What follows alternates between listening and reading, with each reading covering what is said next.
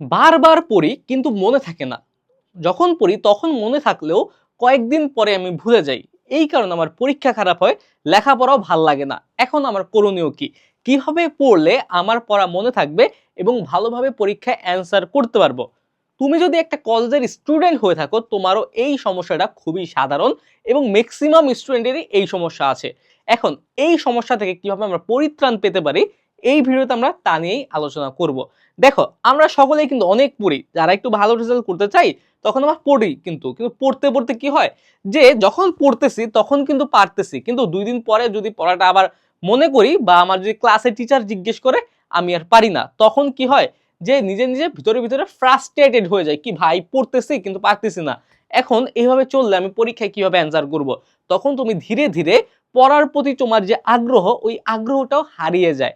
এখন কিভাবে পড়বা? সবার আগে হচ্ছে অ্যাক্টিভ রিকল, মানে হচ্ছে একটা পড়া যখন তুমি পড়তেছো মনে রাখবা যে সাথে সাথে যাতে এটা তুমি বলতে পারো। দেখো, এখন তোমাদের মধ্যে অনেক স্টুডেন্ট আছে ওভার কনফিডেন্স, ভাই আমি সবসময় বলি ওভার কনফিডেন্স ভালো না, ওভার কনফিডেন্স ভালো না, কনফিডেন্স ভালো না। কারণ কি, কনফিডেন্স ঠিক আছে কিন্তু ওভার কনফিডেন্স কেন ভালো না এই ক্ষেত্রে আমি একটু বলি। তোমরা কি করো যে বইয়ের পৃষ্ঠাটা একবার পড়লেই মনে করো কি তুমি তুমি পারো, তোমার জিজ্ঞেস করলে তুমি পারবা, কিন্তু তুমি কিন্তু দেখলা না যে আসলে আমি যে পৃষ্ঠাটা পড়লাম আমি কি আদৌ পারি কিনা। যে পড়ছে ঠিক আছে, একবার আমি দেখি না ভাই পারি কিনা, নিজের একবার যাচাই করি যে আদৌ আমি কেমন শিখলাম। এটা কি তোমরা করো? তোমরা কিন্তু করো না। এই যে এই কারণে তোমার যে ওভার কনফিডেন্সের একটা বিষয় থাকে না, এই কারণে তোমরা ভালো একটা রেজাল্ট করতে পারো না। সুতরাং কনফিডেন্ট হওয়া লাগবে, কিন্তু ওভার কনফিডেন্ট হওয়া যাবে না। তোমার সবার আগে একটা পৃষ্ঠা পড়ার পরে ওই পৃষ্ঠাটা লুকায় তোমার নিজে নিজে নিজের কাছে নিজে লাগলে উপর দিকে তাকিয়ে একবার বলার চেষ্টা করবা, আয়নার সামনে দাঁড়া একবার বলার চেষ্টা করবা। মনে করো তুমি যদি যা পড়লা তার যদি 90% পারো, তার মানে কি তোমার পড়াটা হয়েছে। আর যদি 80-র কম পারো তাহলে মনে করবা কি যে হয় নাই। যদি 80 থেকে 90 তাহলে মানে কি মোটামুটি হয়েছে, মিডিয়াম। হ্যাঁ, মিডিয়াম হয়েছে মোটামুটি। কিন্তু যখনই তোমার 80%-এর নিচে যাবে তখনই মনে করবা কি যে পড়া হয় নাই, পড়া হয় নাই। তখনই কি পড়াটা আবার তুমি পড়বা। ওকে, এইভাবে হচ্ছে ভাই স্ট্র্যাটেজি ফলো করতে হবে যে আদৌ তোমার পড়া হইছে কিনা, এইটা ট্র্যাক করাটা বেশি ইম্পর্টেন্ট। তারপরে আরেকটা টেকনিক, যেই টেকনিকটা আমি পার্সোনালি ইউজ করি আমার কোনো কিছু শিখার ক্ষেত্রে, যে আমি কি করি যে কোনো একটা বিষয় পড়লে এটা এটা বন্ধুদের বা পরিচিত কাউকে বোঝানোর চেষ্টা করি যে আয় তোর আমি পড়াই, তুই কি এটা পারোস? এটা পড়াইলে কি হয়, পড়াইলে কি লস আছে? বলে না যে জ্ঞান একমাত্র জিনিস যেটা দান করলে কমে না, উল্টা বেড়ে যায়। এই যে তুমি একটা জিনিস পড়লা, ইকোনমিক্সের একটা অঙ্ক পড়লা, চাহিদা বিধি পড়লা, যোগান বিধি পড়লা, তুমি এখন তোমার একটা বন্ধুরে, বন্ধু তুই কি এটা পারোস, আয় তোরে পড়াই। এই যে টিচ সামওয়ান, যখন তুমি পড়াইতে যাবে না তখন দেখবা কি যদি তোমার মধ্যে কোনো সমস্যা থাকে ওইটাও বের হয়ে আসবে, বন্ধুরেও তোমার পড়ানোর মাধ্যমে তোমার এটা পার্মানেন্ট মেমোরিতে চলে যাচ্ছে। এই জিনিসটা অত ইজিলি তুমি কি ভুলবা না। এখন পড়ানোর ক্ষেত্রে তোমরা কি ভয় করো যে আচ্ছা পড়ার সময় যদি আটকে যাই তখন কি হবে? সমস্যা কি ভাই, বন্ধুর সামনে তো আটকাইতেছো, তুমি তো আর অন্য কারোর সামনে আটকাইতেছো না, সমস্যা কি? তুমি বন্ধুকে বুঝাও। তোমার যেখানে পারো না 2 বন্ধু মিলে এখানে গ্রুপ স্টাডি করার একটা স্কোপ থাকে, তোমরা ওই স্কোপটাকে কাজে লাগাও, এর ফলে তোমার বন্ধুরও হয়ে যাচ্ছে, তুমি তো পড়ছোই, তোমার পড়াটা আরো ভালোভাবে হয়ে যাচ্ছে। এই জিনিসটা তুমি করতেই পারো। দেখো ভাইয়া, পড়ানো হচ্ছে ভালো কিছু আর এই দুনিয়াতে নাই। এই যে তোমাদের আমরা বলি, তোমাদের আমরা পড়াই, এর ফলে কি হয় যে আমরাও কিন্তু শিখি, এমন না যে আমরা শিখি না, আমরা অনবরত শিখতেছি, আমাদের জ্ঞানের লেভেল একটু হলেও বাড়তেছে। আর এটা কিন্তু অনেক মহৎ একটা কাজ।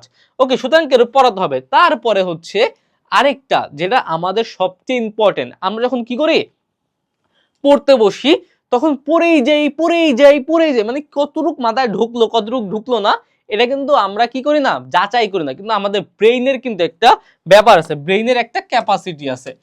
এই ব্রেইন ক্যাপাসিটি বোঝা লাগবে, ব্রেইন ক্যাপাসিটিটা বোঝা লাগবে যে আমাদের ব্রেইন একটানা কতক্ষণ লেখাপড়াটা নিতে পারে।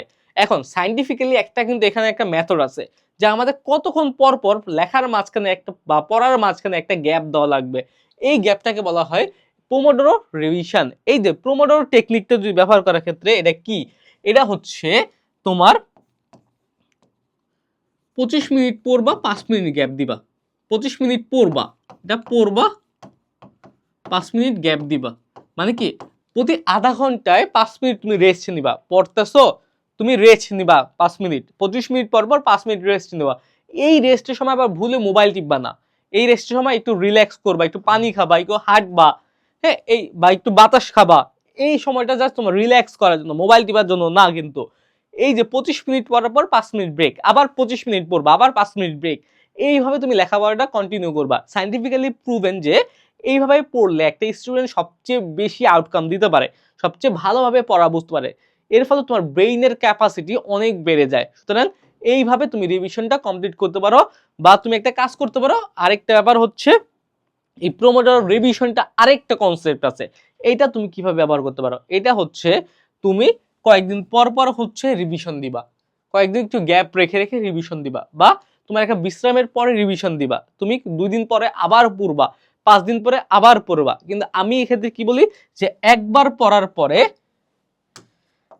প্রথম দিন পড়লা, প্রথম দিন পড়ার পরে তৃতীয় দিন পড়বা, তৃতীয় দিন পড়ার পর সপ্তম দিন, সপ্তম দিনের পরে 14 দিন।